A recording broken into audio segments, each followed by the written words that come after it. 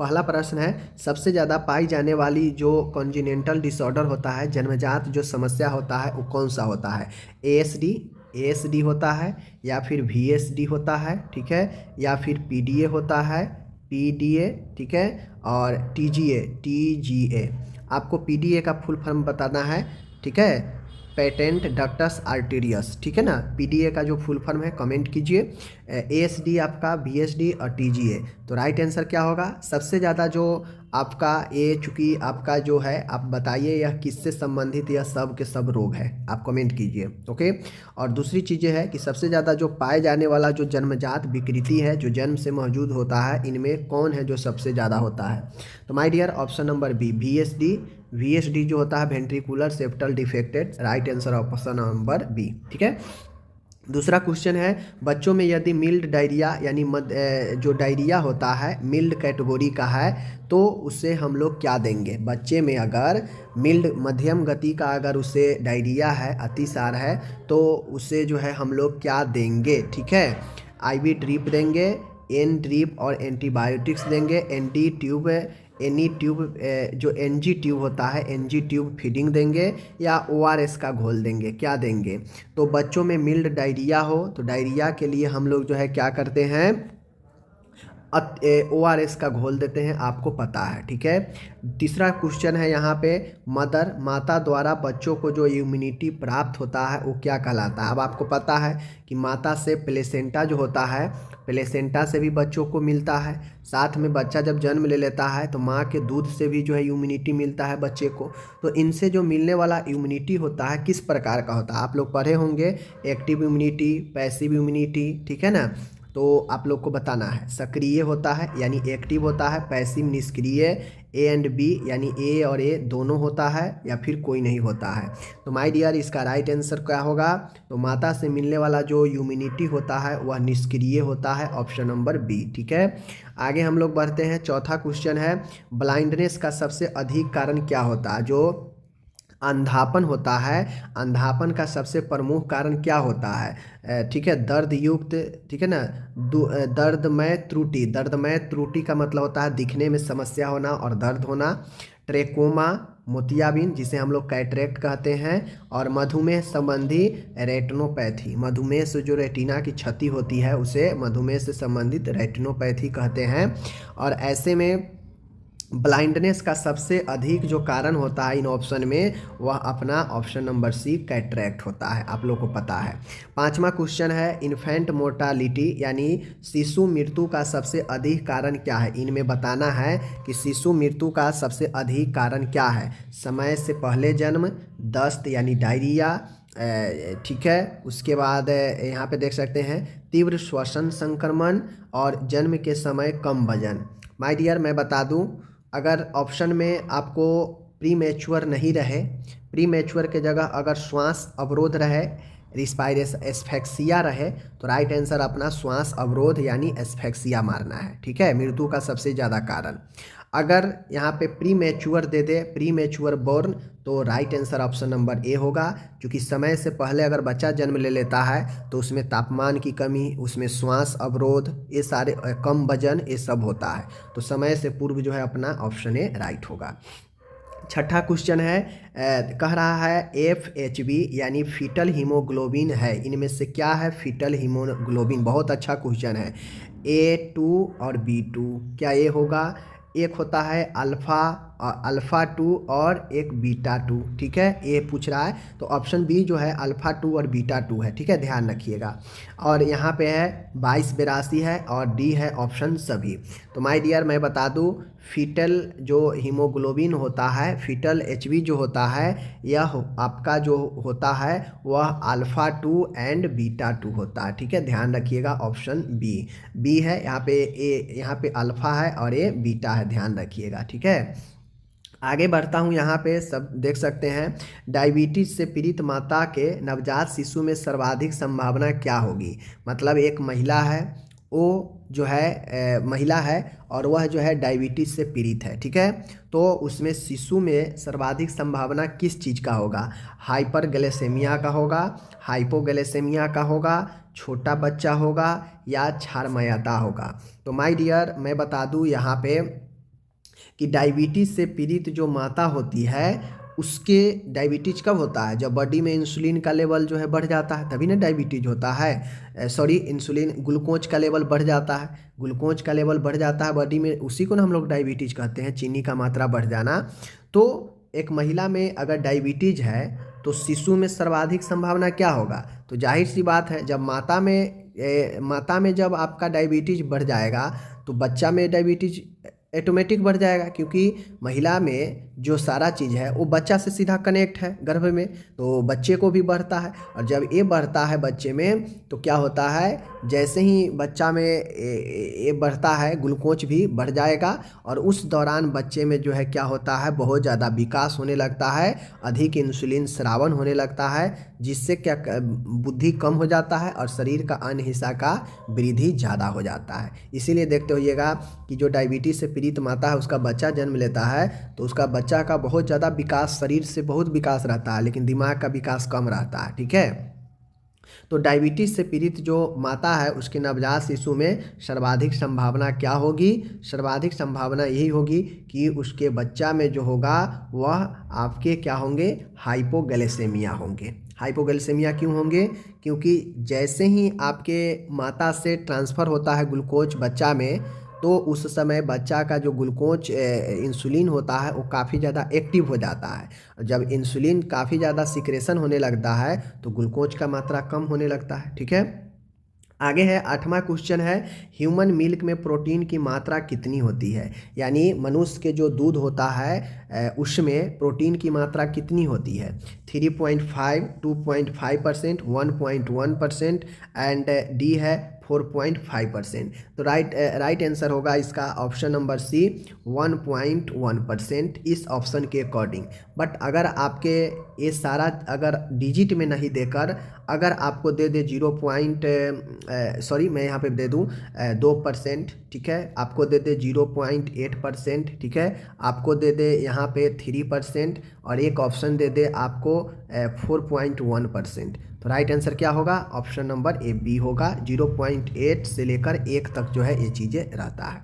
आगे बढ़ते हैं, 9वां नंबर का क्वेश्चन है, बच्चे के जन्म के तुरंत बाद ऑक्सीटोसिन देने का प्राथमिक उद्देश्य है, क्यों है? ये बता रहा है कि बच्चा का जन्म हो और जन्म के तुरंत बाद हम ऑक्सीटोसिन क्यों देते हैं, इसके पीछे का क्या उद्देश्य है, ये पढ़िए। दूध उत्पादन को बढ़ाना, गर्भाशय समस्त्र उत्तेजित करना, दर्द को दूर करना, प्रसव उत्तर के बाद यानी प्रसव के बाद ब्लीडिंग को रोकना। तो इनमें से राइट आंसर क्या होगा? सिचुएशन के हिसाब से, चूँकि बच्चे के जन्म होने के बाद देना है, तो बच्चे के जन्म होने के बाद 2 ही 3 चीज़ के लिए देते हैं। ठीक है, एक इसलिए देते हैं ताकि जो ब्लीडिंग है, अनवांटेड ब्लीडिंग है, रक्तस्राव है, उसको कंट्रोल किया जाए। ठीक है, एक होता है दूध को जो है हम क्या करते हैं, ज़्यादा जो है एस्टिमुलेट कर देता है। तो ये चीज़ें हैं। गर्भाशय उत्तेजित करने के लिए इसका रिस्पॉन्स तब होगा जब बच्चा जन्म नहीं लिया है, तो उससे पहले हम देते हैं यूटेराइन कंट्रैक्शन के लिए, लेकिन जन्म हो गया है तो यह ब्लीडिंग को रोकेगा। ठीक है, 10वां क्वेश्चन है, सारे थियोरिकल क्वेश्चन है, आप लोग पढ़ेंगे तो पता चलेगा।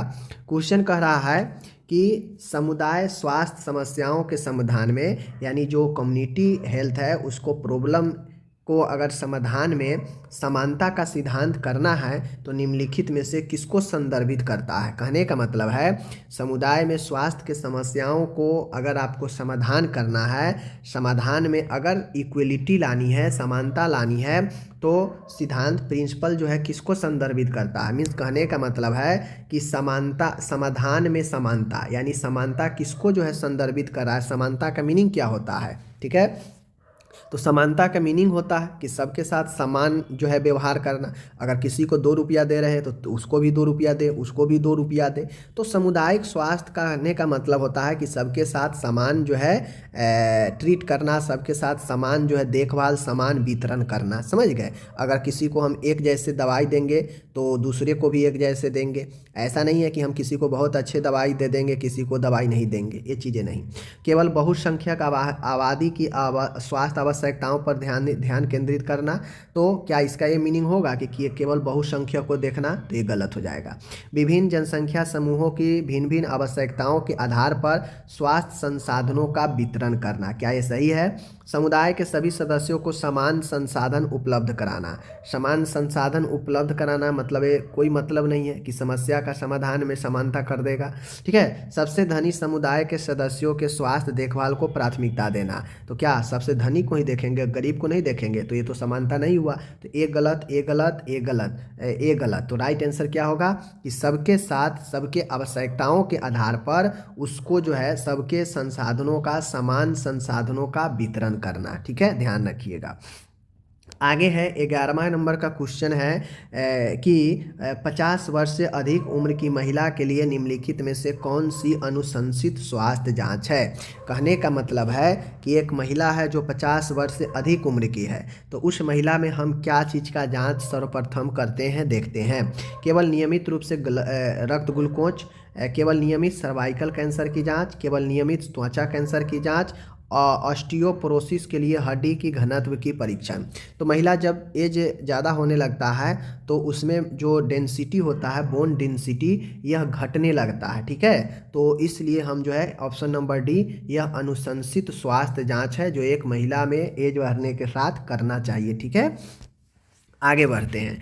आगे क्वेश्चन है 12 नंबर, अच्छा क्वेश्चन है। भ्रूण के विकार का यानी फीटल डिसऑर्डर के चरण गर्भ अवस्था के किस सप्ताह के आसपास शुरू होता है। ठीक है, भ्रूण के विकार का जो चरण होता है, मैं बता दूं यहाँ पे माय डियर, यहाँ पे देख लीजिए, यहाँ पे भ्रूण विकास होगा। ठीक है ना, विकार नहीं होगा, ये टाइपिंग में इधर है। भ्रूण के विकास, डिवेलप होगा। ठीक है ना, फीटल डिवेलप, फीटल जो डिवेलप होता है, विकास होता है, इसका चरण गर्भ अवस्था प्रेगनेंसी के किस सप्ताह के आसपास शुरू होता है। यानी भ्रूण का जो विकास होता है आगे की तरफ, वह कितने गर्भ अवस्था के कितने समय से शुरू हो जाता है।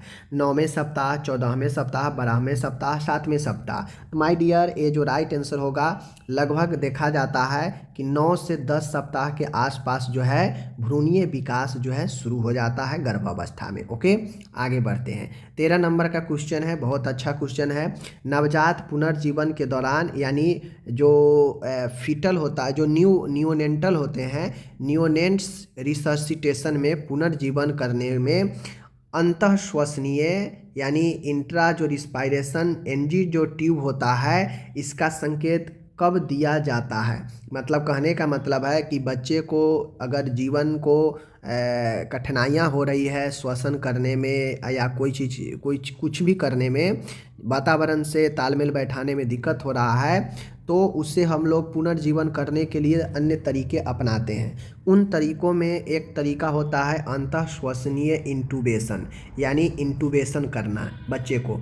तो यह इंटूबेशन का संकेत कब आता है, ये बताना है। नवजात शिशु प्रीटर्म हो, इनमें से मिकोनियम रंजित एमनियोटिक द्रव हो, हृदय गति 100 बीपीएम से ऊपर हो, सकारात्मक दबाव वाला वेंटिलेशन अप्रभाव हो। कहने का मतलब है बच्चा को पुनर्जीवन करना है और बच्चा समस्या से जटिलता से जूझ रहा है, आप उसे वेंटिलेशन पर डाल चुके हैं लेकिन फिर भी वह अनइफेक्टिव है, अप्रभावशील है, तो उसे हम जो है ये श्वसनीय इंटूबेशन करते हैं। ठीक है, ट्यूब जो है इंटूबेट करते हैं। ओके, आगे है यहाँ पे 14 नंबर का क्वेश्चन है, अच्छा क्वेश्चन है माय डियर। क्वेश्चन कर रहा है माता पिता को बचपन के पोषण के बारे में शिक्षित करने में एक नर्स को क्या प्राथमिकता देनी चाहिए। क्या पूछ रहा है, माता पिता को बचपन के पोषण, यानी बचपन के पोषण कहने का मतलब है कि छोटे आयु में, ये नहीं कह रहा है कि नवजात, या ये नहीं कह रहा है शिशु, ये चीज़ें टर्म ध्यान में रखना पड़ेगा। बचपन कहने का मतलब है 3-4 साल 5 साल के भी बच्चे हो जाएंगे, लेकिन जैसे ही नवजात कहता, जैसे ही नवजात या शिशु कहता, तो नवजात हम लोग जानते हैं क्या होता है, शिशु जानते हैं क्या होता है, तो उस हिसाब से फिर देखने लगते हैं। लेकिन बचपन कह रहा है कि बचपन के पोषण के बारे में क्या शिक्षित करेंगे एक माता पिता को, एक नर्स को, एक क्या प्राथमिकता होनी चाहिए। देखिए, विभिन्न विकासात्मक चरणों में बच्चे को पोषण संबंधी आवश्यकताओं को समझना। ठीक है, विभिन्न विकासात्मक चरणों में बच्चे की पोषण संबंधी आवश्यकताओं को समझाना, यहाँ पे समझाना होगा, नर्स के द्वारा किया जा रहा है ना। पोषक तत्वों के संतुलन पर विचार किए बिना कैलोरी सेवन पर ध्यान केंद्रित करना। क्या ये सही है, गलत है। आप सभी कोई भी भोजन देंगे, बच्चे को पोषण देंगे, वह सारे चीज़ को ध्यान में रख के देंगे। ऐसा नहीं है कि सिर्फ कैलोरी का ही सेवन बढ़ा देंगे, बाकी का गड़बड़ा देंगे, तो गलत है। प्राकृतिक खाद्य स्रोतों की तुलना में पूरकों की सिफारिश करना। कहने का मतलब है कि प्राकृतिक खाद्य पदार्थ को छोड़कर सिर्फ ऊपरी आहार देना। तो ये कोई मतलब बनता है? नहीं बनता है। ये तो 6 महीना तक हम सिर्फ स्तनपान कराते हैं, उसके बाद पूरा भोजन स्टार्ट कर देते हैं, तो ये तो गलत हो गया। बच्चे के स्वास्थ्य स्थिति के परवाह किए बिना, देखिए बिना स्वास्थ्य स्थिति के परवाह किए बिना कुछ भी शुरू करेंगे तो गलत चीज़ें हैं। तो अपना क्या होगा? ऑप्शन नंबर ए सही है कि बच्चे को विभिन्न विकास को देखते हुए उसके ज़रूरत के हिसाब से पोषण की जो आवश्यकता है उसके बारे में हम उसके माता पिता को समझाएंगे एज ए नर्स। तो ऑप्शन नंबर ए राइट है। ओके, आगे बढ़ते हैं। थियोरिकल क्वेश्चन समझिएगा, समय लगेगा लेकिन कॉन्सेप्ट क्लियर होगा। आगे है, एक समुदाय स्वास्थ्य नर्स के लिए विविध अवधि तक स्वास्थ्य जानकारी संप्रेषित करने के लिए कौन सी विधि सबसे प्रभावी है? ऐसे ही क्वेश्चन एग्जाम में बड़ा पूछते हैं ताकि आपके समय को किल करे। समझ गए? देखिए, सामुदायिक कम्युनिटी हेल्थ अगर नर्स है, कोई कम्युनिटी हेल्थ नर्स है, तो कम्युनिटी हेल्थ नर्स के लिए समझ लीजिए, मैं बता दूं कि कम्युनिटी हेल्थ नर्स को अगर गांव के छोटे छोटे एरिया में यानी अनेक आबादी के बीच में स्वास्थ्य से संबंधित जानकारी फैलाना है तो उसके लिए स्वास्थ्य संपर्क कम्युनिकेशन के लिए कौन सी विधि जो है सबसे प्रभावी होगी, ये पूछ रहा है। अगर नर्स को या किसी भी कार्यकर्ता को अपनी बात को गांव के छोटे छोटे एरिया में पहुंचाना है तो उसके लिए कौन सी कम्युनिकेशन जो है सबसे प्रभावी होगी, ये पूछ रहा है। ठीक है, देखिए क्या होगा। विशेषज्ञता प्रदर्शित करने के लिए जटिल चिकित्सा शब्दावली का उपयोग करना। तो जो लोग पढ़े होंगे कम्युनिकेशन में उनको पता है कभी भी जटिल शब्दों का प्रयोग जो है कम्युनिकेशन में नहीं किया जाता है, तो ये गलत हो गया। सभी स्वास्थ्य संचार के लिए पूरी तरह से लिखित सामग्री पर निर्भर रहना, क्या ये सही है? किसी भी स्वास्थ्य संचार कम्युनिकेशन के लिए पूरी तरह से सिर्फ लिखित सामग्री यानी सिर्फ लिखने वाले चीज़ पर ही निर्भर रहेंगे, क्या ये सही है? संचार पद्धति को समुदाय की सांस्कृतिक, भाषाई और साक्षरता आवश्यकताओं के अनुरूप होनी चाहिए। जो लोग पढ़े होंगे कम्युनिकेशन के प्रिंसिपल उनको पता होगा कि कम्युनिकेशन में हमेशा सांस्कृतिक, लैंग्वेज और वहाँ के लिटरेचरी जो रेट होता है उसको ध्यान में रखकर आवश्यकता के अनुसार जो है हमें बात करनी चाहिए। अब ऐसा ना है कि ऐसा इंग्लिश बोलने लगे, लोग पढ़े लिखे कम है इंग्लिश बोलने लगेंगे तो आपको बातों को समझेंगे नहीं, समझेंगे तो फिर फालतू का हो जाएगा, प्रभावी नहीं होगा। तो कहीं ना कहीं यह जो है आपका सही है। ठीक है, कहने का मतलब है संचार पद्धति को, कम्युनिकेशन सिस्टम को समुदाय के सांस्कृतिक, भाषाई, साक्षरता इन आवश्यकताओं के अनुरूप बनानी चाहिए। मतलब जैसी आवश्यकता हो, लगे कि लोग साक्षर कम है, लोग भाषा के कम जानते हैं, तो वैसा ही उनके अनुरूप हम काम करेंगे। तो ये ऑप्शन सही है। ओके, बाकी देख लीजिए, समुदाय की भाषाई विविधता की परवाह किए बिना, यानी अलग अलग जो भाषा होता है उसके बिना प्रवाह किए आप काम करने लगेंगे तो गलत चीज़ें हैं। ठीक है, आपके बातों को, लैंग्वेज को, लोग भाषा को समझेंगे ही नहीं तो आप क्या कर लीजिएगा, बेकार है। चलिए आगे बढ़ते हैं। 16 नंबर का क्वेश्चन है, कह रहा है, देख सकते हैं, इम्पिटिगो वाले बच्चे को प्रबंध करते समय पहली पंक्ति की चिकित्सा आमतौर पर कौन सी होती है? यानी फर्स्ट लाइन का ट्रीटमेंट इम्पिटिगो के लिए क्या होगा इनमें? सबसे पहले तो आपको कमेंट करना है इम्पिटिगो हम पढ़ा चुके हैं, किससे रिलेटेड ये जो है आपके जो है रोग है। ठीक है, किससे संबंधित यह रोग है आपको बताना है, हम पहले पढ़ा चुके हैं। ठीक है, तो आपको बताना है। देखिए फर्स्ट लाइन का जो इसके लिए चॉइस ड्रग है, topical anti fungal cream, topical mupirocin, systematic corticosteroid, मौखिक एंटीस्टेमाइन्स। ठीक है, अब देखिए ये जो राइट आंसर इसका है इम्पिटिगो के लिए फर्स्ट लाइन जो ड्रग है वो टॉपिकल म्यूपिरोसिन है। म्यूपिरोसिन एक एंटी फंगल जो है आपके एंटी माइक्रोबियल ड्रग है, ये है क्या बोलते हैं, ऑइंटमेंट है जो आपको इस्तेमाल किया जाता है त्वचा रोग के लिए। समझ गए, आगे बढ़ते हैं। 17 नंबर का क्वेश्चन है, यहाँ पे आप सभी देख सकते हैं, अच्छा क्वेश्चन है। संदिग्ध प्लेसेंटा अब्रप्शन, यानी प्लेसेंटा एब्रप्शन क्या होता है? प्लेसेंटा एब्रप्शन क्या होता है, आप सभी से ये पूछ रहा है, प्लेसेंटा एब्रप्शन। तो प्लेसेंटा अपरा पृथीकरण यानी अपरा का अलग हो जाना गर्भाशय से, गर्भाशय की दीवार से अपरा का समय से पहले रिमूवल हो जाना ही जो है प्लेसेंटा एब्रॉप्शन कहलाता है। तो इस मामले में इमीडिएट तत्काल संदर्भ के लिए मुख्य संकेतक कौन है, मतलब अगर पता चले प्लेसेंटा जो है एब्रॉप्स कर गया है, पृथक हो गया है, अलग हो गया है, तो तत्काल उसके लिए मुख्य संकेत क्या होता है, इमीडिएट जो साइन होता है क्या होगा। देखिए, गर्भाशय की कोमलता के साथ योनि से रक्तस्राव, स्थिर भ्रूण की हृदय गति, पिछली कम जोखिम वाली गर्भ अवस्थाओं का इतिहास, पेट में हल्की परेशानी। तो देखिए, जब प्लेसेंटा एब्रॉप्स कर जाता है तो काफ़ी तेज, चूँकि वह यूट्रस के दीवार को छोड़ दिया रहता है, तो काफ़ी ज़्यादा ब्लीडिंग होने लगता है योनि से, और जो यूट्रस होता है वह सॉफ्ट हो जाता है, कोमल हो जाता है। ठीक है, आगे हम लोग यहाँ पे बढ़ते हैं। 18 नंबर है, सामुदायिक स्वास्थ्य नर्सिंग में स्वास्थ्य परामर्श का एक मूलभूत सिद्धांत क्या है। देखिए, ये सब थ्योरिकल क्वेश्चन है। अब आपको कम्युनिकेशन का थ्योरिकल के बारे में आया, यहाँ काउंसलिंग के बारे में आ गया, हेल्थ एजुकेशन के बारे में आ गया था ऊपर। तो ये सब चीज़ें आपके कॉन्सेप्ट को क्लियर करेगा, समझ गए। अगर नहीं पढ़े हैं तो अभी भी दौर है, समझ लीजिए। मैं इसीलिए ऐसे प्रश्न ला रहा हूँ, वरना एग्ज़ाम में तो लोग बैठे ही रह जाते हैं, जिसको बनाना होता है बनाते हैं, वरना वापस घर आ जाते हैं। ठीक है, तो हमें ये सिद्धांत बताना है, ठीक है ना। नर्सिंग में स्वास्थ्य परामर्श का एक मूलभूत सिद्धांत बताना है, काउंसलिंग का एक सिद्धांत बताना है। सिद्धांत मतलब इस चीज़ के लिए अच्छी बातें कौन सी है, तो काउंसलिंग के लिए इसमें अच्छी बातें कौन है, इसको बताएंगे। देखिए, ग्राहक के साथ गैर निर्णायक, मतलब ऐसा गैर निर्णायक मतलब निर्णय के विरुद्ध नहीं जाना। ठीक है, सहानुभूतिपूर्ण और सहायक संबंध स्थापित करना। क्या ये काउंसलिंग के लिए सही है कि एक क्लाइंट के लिए हम गैर निर्णयात्मक, सहानुभूतिपूर्ण, सहायक संबंध स्थापित करेंगे? तो मुझे लगता है ये बातें सही है। और भी बातें सही है, देख लेते हैं। ग्राहक स्वायत्ता पर निर्देशात्मक सलाह पर जोर देना, यानी ग्राहक स्वयं का जो निर्देश है उसके सलाह पर जोर देना।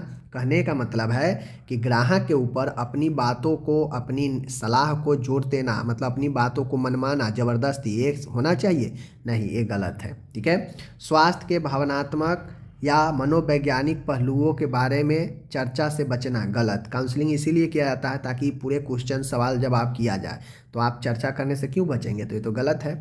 परामर्श सत्रों को केवल सूचनात्मक आदान प्रदान तक सीमित रखना, गलत। परामर्श सत्र जब चले, काउंसलिंग जब पीरियड चले, तो उसमें सिर्फ सूचना का आदान प्रदान क्यों, पूरे डिटेल जो है काउंसलिंग में चलता है। क्या समस्या है, क्या हो रहा है, कब से हो रहा है, आपको क्या डिमांड है, क्या करना चाहते, टोटल जो है एकदम विस्तृत से जो है खुली चर्चा होती है, तो इसलिए ये भी गलत है। तो ऑप्शन नंबर ए सही है, यानी काउंसलिंग में गैर निर्णयात्मक, कोई ऐसा निर्णय नहीं लेंगे जो उसके विरुद्ध हो। ठीक है, सहानुभूतिपूर्ण और सहायक संबंध वाला होना चाहिए, तो ऑप्शन ए सही है। आगे बढ़ते हैं। 19 नंबर क्वेश्चन है, देख सकते हैं। टीकाकरण के बाद सुई चुभने से चोट लगने की स्थिति में पहला कदम निम्न में से क्या है। टीकाकरण हुआ, टीकाकरण के बाद सुई चुभने से आपको कोई जख्म आ जाता है, तो उस स्थिति में पहला कदम आपको क्या करना चाहिए। ठीक है, पहला कदम एंटीबायोटिक मलहम लगाना, क्षेत्र को साबुन और पानी से धोना, घाव को पट्टी से ढकना, खून निकलने के लिए घाव को तुरंत दबाना। तो देखिए, अगर आपको टीकाकरण के बाद सुई चुभने के जगह पर कोई जख्म वगैरह हो जाए, तो सबसे पहले आप उस क्षेत्र को सफाई कर दें। ठीक है, पानी और साबुन से उसे धो दे। ओके, पहला काम आपको यही करना चाहिए। आगे 20 क्वेश्चन है, टाइप बी उपकेंद्रों से प्रति माह कितनी डिलीवरी की उम्मीद की जाती है। जो टाइप बी प्रकार के उपकेंद्र, जो सब सेंटर होता है उपकेंद्र, प्रति माह जो है कितनी डिलीवरी की उम्मीद की जाती है। लगभग 20, 30 से अधिक, लगभग 15, 10 से कम। तो मैं यहाँ पे बता दूँ, लगभग उम्मीद तो की जाती है कि 20 तक भाई हो जाए, तो सही है, ऑप्शन ए राइट है। देख लीजिए, यहाँ पे थ्योरिकल क्वेश्चन मैं आपको दे रहा हूँ कि आयोनाइजिंग विकिरण नसबंदी के लिए प्रभावी है। क्यों प्रभावी है, क्यों प्रभावी है? क्योंकि यह मुक्त कण उत्पन्न करता है जो माइक्रोबियल डीएनए को नुकसान पहुंचाता है। क्या ये सही है? इसमें वस्तु का तापमान बढ़ जाता है। क्या ये सही है? कीटाणुनाशकों में रासायनिक प्रतिक्रिया को प्रेरित करता है। क्या ये सही है? या फिर माइक्रोबियल कोशिकाओं के वाष्पीकरण का कारण बनता है। इनमें क्या राइट होगा? आयोजेनाइक विकिरण जो स्टरलाइज को देख लीजिए यहाँ पे, ये नसबंदी कहने का मतलब है कीटाणुनाशन, हिंदी में इसे नसबंदी कर दिया है, लेकिन ध्यान दीजिएगा यहाँ पे नसबंदी कहने का मतलब है स्टेरिलाइजेशन, स्टेरिलाइज यानी कीटाणुनाशन, ठीक है, कीटाणुनाशन होगा इसका हिंदी, ये नसबंदी नहीं होगा। तो कीटाणुनाशन के लिए प्रभावी कौन है आपको इसमें कमेंट करके बताना है, किसके लिए, आयोनाइजिंग विकिरण के लिए। ओके, आगे मैं बढ़ रहा हूँ। 22 नंबर का क्वेश्चन है, 22 नंबर का क्वेश्चन है कि आपात स्थिति में उच्च रक्तचाप के इलाज के लिए फर्स्ट लाइन मेडिकेशन निम्न में से कौन है। इमरजेंसी सिचुएशन में हाइपरटेंशन के लिए कौन से इसमें से फर्स्ट लाइन का ड्रग है। Lisinopril, amlodipine, hydrochlorothiazide and nitroprusside. क्या होगा आपको कमेंट करके बताना है। Lisinopril, amlodipine, hydrochlorothiazide and nitroprusside क्या होगा फर्स्ट लाइन का ड्रग, एंटी हाइपरटेंशन, इसमें से कौन होगा बताना है आपको। तो right answer option number D होगा, ठीक है, नाइट्रोप्रासाइड। 23 क्वेश्चन है, निम्नलिखित में से कौन सामुदायिक स्वास्थ्य नर्सिंग के लिए जिला स्टेज के मुद्दे हैं। जिला स्टेज के लिए मुद्दे इनमें से कौन है सामुदायिक स्वास्थ्य नर्स के लिए। तो जिला नर्सिंग स्टेज के मुद्दे क्या है, अप्रवासियों की संख्या में वृद्धि, शहर की मलिन बस्तियों में भीड़ भाड़ का बढ़ना, अपर्याप्त स्वच्छता प्रथाएं, औद्योगिक क्रांति में वृद्धि। तो देखिए मैं बता दूं, कहीं सामुदायिक स्वास्थ्य नर्स जो जिला नर्सिंग स्टेज होता है वह आपको इनमें से राइट आंसर यही होगा कि वृद्धि यानी लोगों की बढ़ती संख्या। तो यह जो है मुद्दा होता है, एक मुद्दा है, ठीक है ना, चैलेंज होता है। तो अप्रवासियों की संख्या में वृद्धि यह एक मुद्दा है। शहर की मलिन बस्तियों में भीड़ भाड़ का बढ़ना ये भी एक मुद्दा होता है स्वास्थ्य से जुड़ी हुई। अपर्याप्त स्वच्छता प्रथाएं, लोगों के बीच में ऐसी प्रथाएं जो अस्वच्छ जो अपर्याप्त हो, लोगों में वैसा जो है प्रथाएं हैं जो अपर्याप्त स्वच्छता को जन्म देता हो। तो कहीं ना कहीं यह तीनों मुद्दा अपना बन रहा है। ये भी जनसंख्या को बढ़ा रहा है, और जनसंख्या बढ़ना बीमारी को न्योता देना, ये भी भीड़ भाड़ को बढ़ना जनसंख्या का न्योता देना, तो कहीं ना कहीं एक मुद्दा है। और औद्योगिक क्रांति में वृद्धि, तो औद्योगिक क्रांति में वृद्धि ये कोई मुद्दा अपना नहीं है, ये अलग की मुद्दा है, ठीक है। तो ऑप्शन क्या होना चाहिए देख लीजिए, ऑप्शन में है ए केवल 1 2 3, केवल 2 4, केवल 1 3 4, केवल 1 3। तो राइट आंसर जो होगा यह होगा ऑप्शन नंबर ए 1 2 3, ठीक है। आगे बढ़ते हैं। 24 है, ब्लास्टोसिस्ट का आरोपण कहाँ पे होता है। जो ब्लास्टोसिस्ट होता है उसका इम्प्लांटेशन कहाँ होता है, फैलोपियन ट्यूब, एंडोमेट्रियम में, अंडाशय में, गर्भवती स्त्री के रोग विशेषज्ञ। तो ये तो कोई मतलब नहीं है इसका, ठीक है, फैलोपियन ट्यूब, इंडोमेट्रियम, अंडाशय। तो राइट आंसर जो होगा इसका वह गर्भाशय के इंडोमेट्रियम दीवार पर जो है ब्लास्टोसिस्ट जो है आरोपण होता है। आगे 25 है, निपल में 15 से 25 यानी 15 to 25 छिद्र होते हैं जिन्हें कहा जाता है, क्या कहा जाता है, लैक्टोफेरस डक्टस, सेमिनिफेरस डक्टस, दूध वाहिनी और छिद्र यानी पोर्स। तो अगर निपल के आसपास जो 15 से जो 25 जो छिद्र होते हैं उन्हें हम लोग कहते हैं लैक्टोफेरस डक्टस, ठीक है, लैक्टोफेरस डक्टस। आगे है 26, थायराइड फॉलिकल्स में किस प्रकार का एपिथेलियम पाया जाता है। जो थायराइड फॉलिकल होता है उसमें किस प्रकार के एपिथेलियम पाया जाता है, सैक्वम, घनाकार, संक्रमणकालीन एंड स्तंभाकार। तो आपको पता होगा एपिथेलियम उत्तर के टाइप्स आप लोग पढ़े हैं। जो क्यूबिक होता है, घनाकार होता है, वह थायराइड फॉलिकल्स में पाया जाता है, घनाकार, ठीक है। 27 है, रक्त में कैल्शियम और फास्फोरस, ध्यान दीजिएगा Ca और फास्फोरस, ठीक है, पीएच। रक्त में कैल्शियम और फास्फोरस के लेवल को नियंत्रित करने वाला हार्मोन किसके द्वारा स्रावित हो रहा है। हार्मोन नहीं पूछ रहा है, ठीक है, हार्मोन जो किसके द्वारा स्रावित हो रहा है यानी ग्रंथि का नाम पूछ रहा है कि वह कौन सा हार्मोन का तो क्वेश्चन उठ ही गया, लेकिन हार्मोन नहीं पूछ के ग्रंथि का पूछा है। तो कैल्शियम और फास्फोरस को नियंत्रित करने वाला जो ग्रंथि है वो कौन है, थायराइड ग्रंथि, parathyroid, pituitary gland, thymus gland. My dear मैं बता दूं कि रक्त में कैल्शियम और फास्फोरस को नियंत्रण जो है पैराथायराइड ग्लैंड के द्वारा किया जाता है। Right answer option number B. अब ये क्वेश्चन भी आ गया कि पैराथायराइड किस हार्मोन का उत्पादन करता है, बताना है, ठीक है, कैल्सिटो, पीटीएच, ठीक है, PFH एंड इंसुलिन। तो पैराथायराइड जो होता है वह आपका पैराथायराइड हार्मोन को रिलीज करता है, ऑप्शन नंबर बी PTH। ठीक है, आगे बढ़ूँ 29 नंबर है टी लिम्फोसाइट में परिपक्व होते हैं। टी लिम्फोसाइट कहाँ पे परिपक्व होते हैं? प्लीहा में, थाइमस में, लाल अस्थि मज्जा में या फिर थायराइड में। तो टी लिम्फोसाइट जो होता है वह अपन थाइमस, बी ऑप्शन इसका राइट होगा। ओके 30 और आज का आखिरी क्वेश्चन, मानव मस्तिष्क के पिनियल ग्रंथि से संबंधित मेलाटोनिन का स्राव करती है, किस लिए करती है ये बताना है। मानव मस्तिष्क का जो पिलियन ग्लैंड है उससे संबंधित मेलाटोनिन का स्राव करती है। कैसे? क्रोध से, शरीर का तापमान से, गंध से, त्वचा का रंग। माय डियर मैं बता दूं मेलाटोनिन जो होता है यह आपको नींद को प्रेरित करता है। तो जैसे ही देखिएगा बहुत लोग को जो है लाइट बंद होते ही नींद आ जाता है। तो मेलाटोनिन चूँकि यह प्रकाश को क्या करता है, प्रकाश जैसे ही बंद होता है यह बढ़ने लगता है जिससे नींद को प्रेरित करने लगता है। ठीक है, और अधिक प्रकाश में मेलाटोनिन जो है क्या होता है, कमने लगता है। तो ये जो है शरीर का तापमान भी बढ़ने से मेलाटोनिन का स्राव जो है आपको संबंधित है। तो ये हो गया अपना जो है समापत। ठीक है, और यहाँ पे मैं आपको 30 क्वेश्चन करा दिया। अब आपको इसको अच्छे से रिवाइज करना है और अच्छे से इसको पढ़ना है।